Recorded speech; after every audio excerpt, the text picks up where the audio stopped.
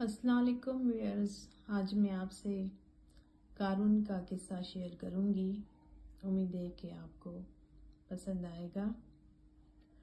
قارون کے متعلق مروی ہے کہ وہ حضرت موسیٰ علیہ السلام کا قریبی رشتہ دار تھا، اور بعضوں سے حضرت موسیٰ علیہ السلام کا چچا زاد بھائی اور بعض نے اسے خالہ زاد بھائی بیان کیا ہے۔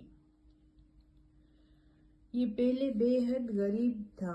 حضرت موسیٰ علیہ السلام سے اس نے درخواست کی کہ اسے کوئی عمل اور ورد تعلیم دیں تاکہ اللہ تعالیٰ اسے وسیع رزق عطا فرمائے۔ آپ نے اسے وظیفہ تعلیم فرمایا، جس کا اثر یہ ہوا کہ اس کے پاس دولت کے ڈھیر جمع ہو گئے اور اس کے خزانوں کی چابیاں بہت سے اونٹوں پر لادی جاتی تھی۔ جب وہ اپنے نوکروں اور خادموں کے ساتھ اپنے محل سے برآمد ہوتا تو لوگوں کے منہ سے بے ساختہ یہ دعا نکلا کرتی کہ اللہ ہمیں بھی قارون کی طرح دولت مند بنائے۔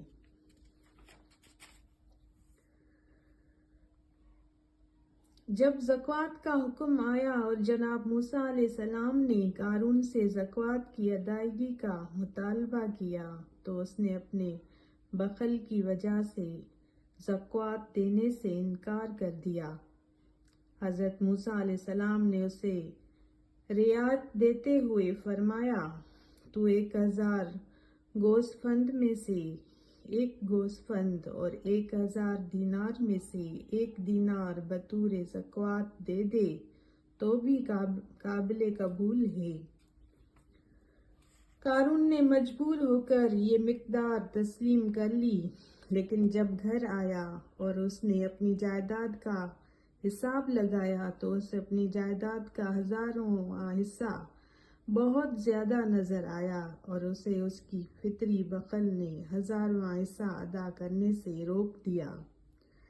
پھر اس نے اپنے دوستوں کو بلا کر ان سے کہا، اب تک جو کچھ موسیٰ نے کہتے آئے ہم ان کا کہا مانتے رہے، لیکن اب پانی سر سے اوپر ہو چکا ہے۔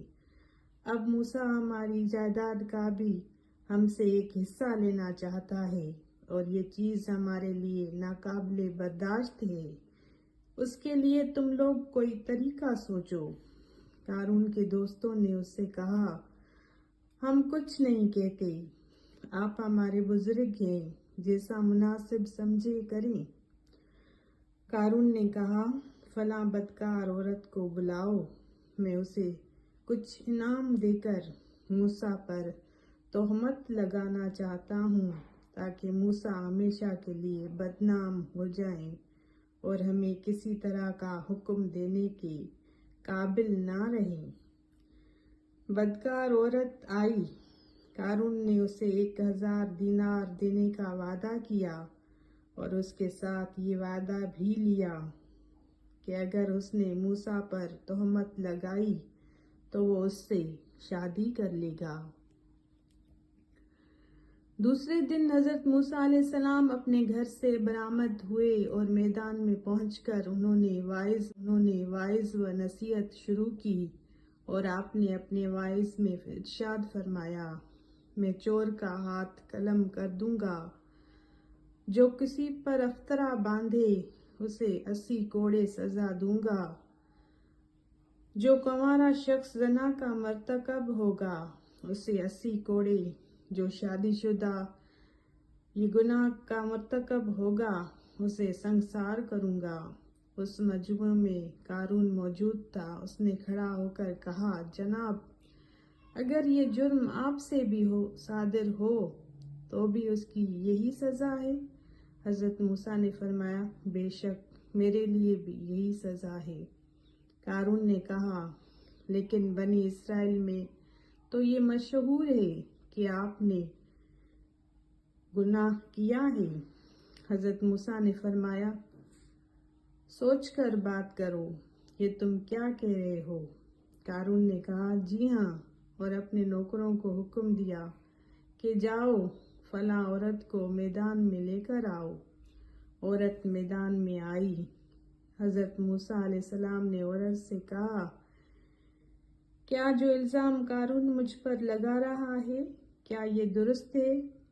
اس وقت عورت نے دل میں سوچا کہ میرے لیے بہتر یہی ہے کہ سچ بات کہہ دوں اور نبی کو اذیت نہ دوں۔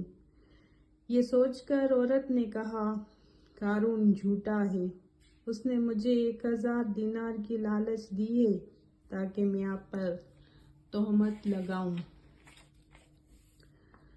عورت کا بیان سن کر قارون بے حد شرمندہ ہوا اور شرمندگی سے سر جھکا لیا۔